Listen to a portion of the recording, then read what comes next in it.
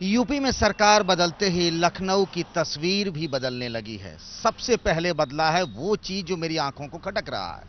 आज तक हमने लखनऊ में हिंदू वाहिनी के झंडे नहीं देखे थे, लेकिन मुख्यमंत्री आदित्यनाथ योगी के घर तक पहुंचने का जो रास्ता है लोहिया पथ, उसके दोनों तरफ अब हिंदू युवा वाहिनी के झंडे लहराते हुए दिख रहे हैं। यही तो बदलाव आया है और यही हिंदू युवा वाहिनी सबसे बड़ी ताकत भी रही है आदित्यनाथ योगी की, और सबसे बड़ी उनके लिए कमजोरी भी रही है।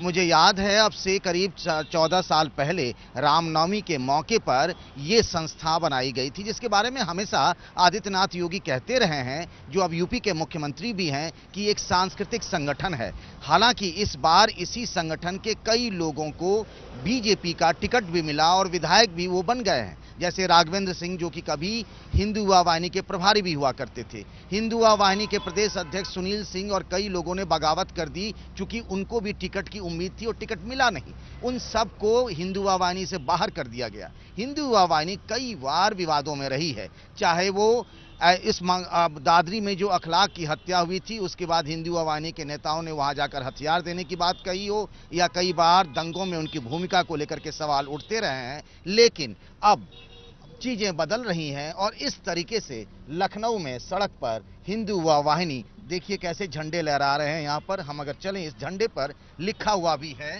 हिंदू वाहिनी। देखिए कैसे लिखा हुआ है, ये है हिंदू वाहिनी, और जिसने झंडा लगवाया है उसका भी नाम इस पे लिखा हुआ है। लखनऊ की सड़क पर इस तरीके से ये बदलाव आया है। बीजेपी के झंडे इस इलाके में कम दिख रहे हैं, लेकिन हिंदू वाहिनी के झंडे जगह जगह दिख रहे हैं। कहीं योगी आदित्यनाथ की फोटो है, होर्डिंग है, और पूरे सड़क पर इस तरह से ओम लिखा हुआ हिंदू वाहिनी का झंडा। ये बदलाव आया है लखनऊ की सड़कों पर अब आदित्यनाथ के मुख्यमंत्री बनते ही। कैमरामैन प्रेम के साथ पंकज झा, एबीपी न्यूज, लखनऊ। ये है एबीपी न्यूज, आपको रखे आगे।